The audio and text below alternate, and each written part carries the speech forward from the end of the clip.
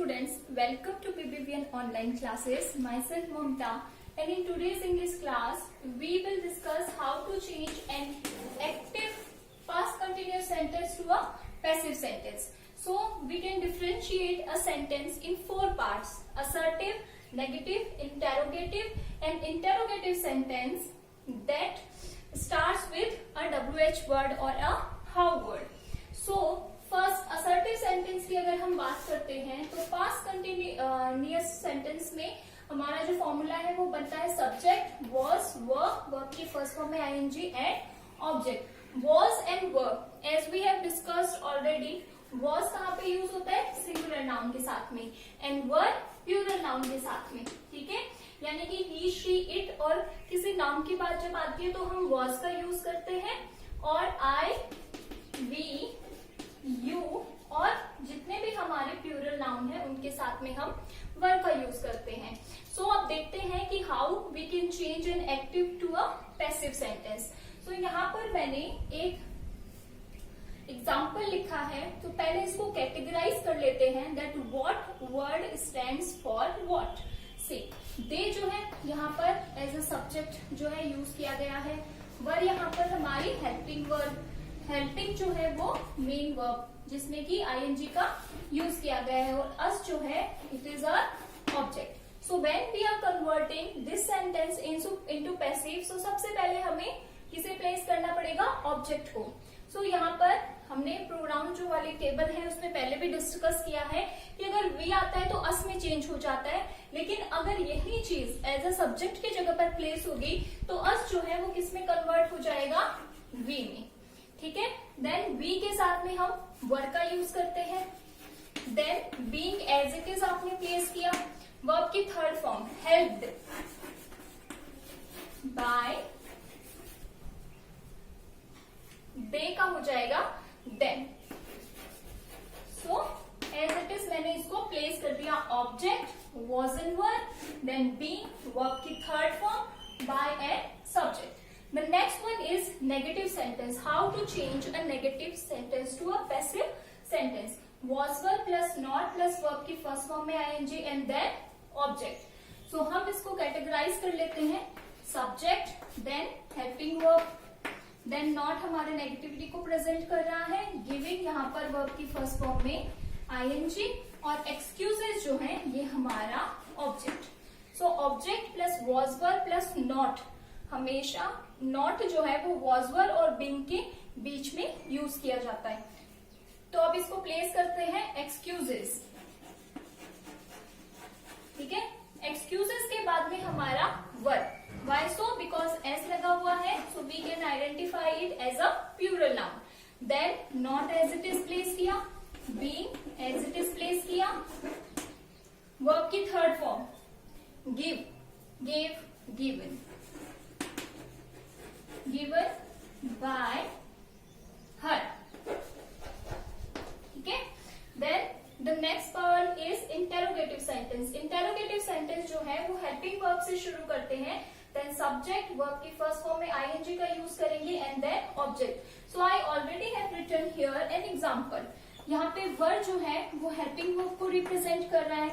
You यहाँ पर हमारा subject, राइटिंग जो है यहाँ पर हमारी मेन वर्ब को रिप्रेजेंट कर रहा है, और अ नॉवल जो है हम इसको करते हैं ऑब्जेक्ट. ठीक है, तो हमने सेंटेंस को पार्ट्स में डिवाइड कर लिया. अब इसके अकॉर्डिंग, इस रूल के अकॉर्डिंग हमें जस्ट इन चीजों को प्लेस करना होता है. तो it is going to be more easy for us. ठीक है, वॉज और वर. अब ऑब्जेक्ट को अगर अपन देखते हैं तो अ नॉवल है, एक ही नॉवल की बात की गई है, that is why was a novel. ठीक है, सो हेल्पिंग वर्ब हो गया है, ऑब्जेक्ट हो गया है, देन बीइंग. उसके बाद में राइटिंग, तो राइट है, राइट की third form written by you. You जो है वो हमेशा एज इट इज प्लेस होता है. ठीक है, the next one is the sentence which starts with WH word.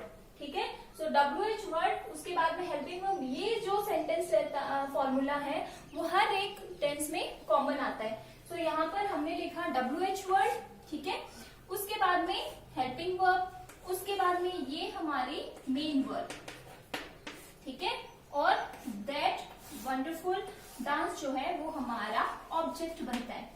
सो यहाँ पर WH वर्ड हमें एज इट इज लिखना है। तो हु मैंने आपको पहले भी बताया है, हु जो है वो बाय हुम में कन्वर्ट हो जाता है। सो बाय हुम। अब वॉज और वर में से चूज करना है, तो दैट वंडरफुल डांस एक ही की परफॉर्मेंस की बात हो रही है तो वॉज। उसके बाद में आप as it is object place कर दीजिए।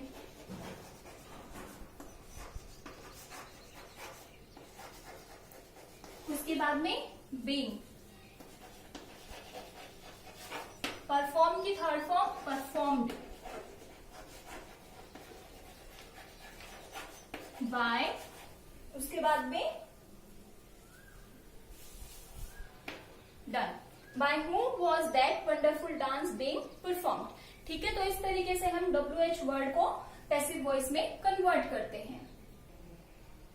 सो the next one is past perfect tense. ठीक है, सो पास्ट परफेक्ट टेंस का फॉर्मूला अगर हम देखें तो सब्जेक्ट, हेड, वर्ब की third form and object. There had जो है वो सिंगुलर और प्लूरल दोनों केस में यूज होगा। ठीक है, सो हम फर्स्टली हम कैटेगराइज कर लेते हैं सब्जेक्ट, देन वर्ब की थर्ड फॉर्म, ये हमारी हेल्पिंग वर्ब, और her bag is a object. ठीक है, सो अब according to the rule had been जो है वो प्लेस होगा। ठीक है, तो हर बैग ऑब्जेक्ट हमने प्लेस किया,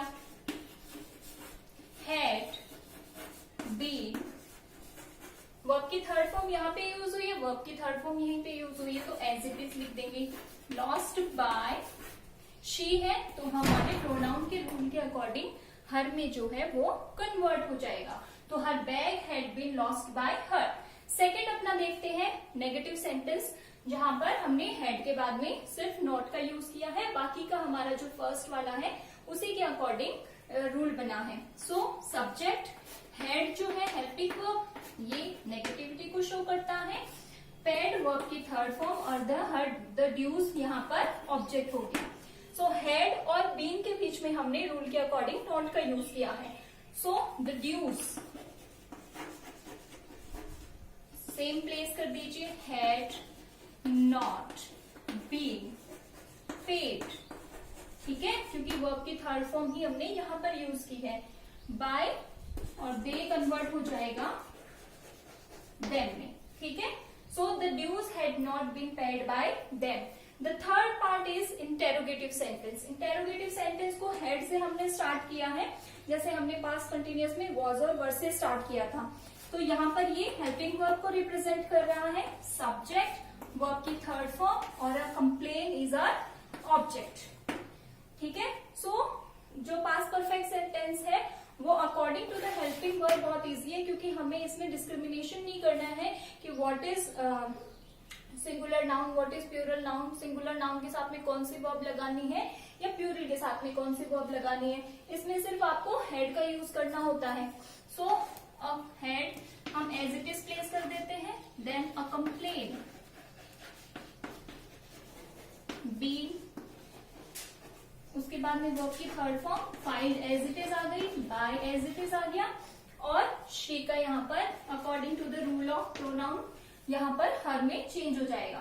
देन जो है WH वर्ड वाले जो सेंटेंस होते हैं, हेल्पिंग वर्ब, सब्जेक्ट, वर्ब की third form. Why so? Because यहाँ पर आप हेल्पिंग वर्ब की जगह हेड का भी यूज कर सकते हैं, वर्ब की थर्ड फॉर्म में यहाँ पर मेन वर्ब का अगर आप करते हैं तो ये कॉमन रूल हो जाता है।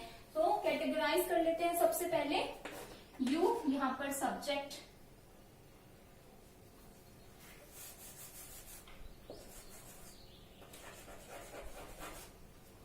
फिनिश वर्ब की थर्ड फॉर्म, और योर टास्क यहाँ पर ऑब्जेक्ट।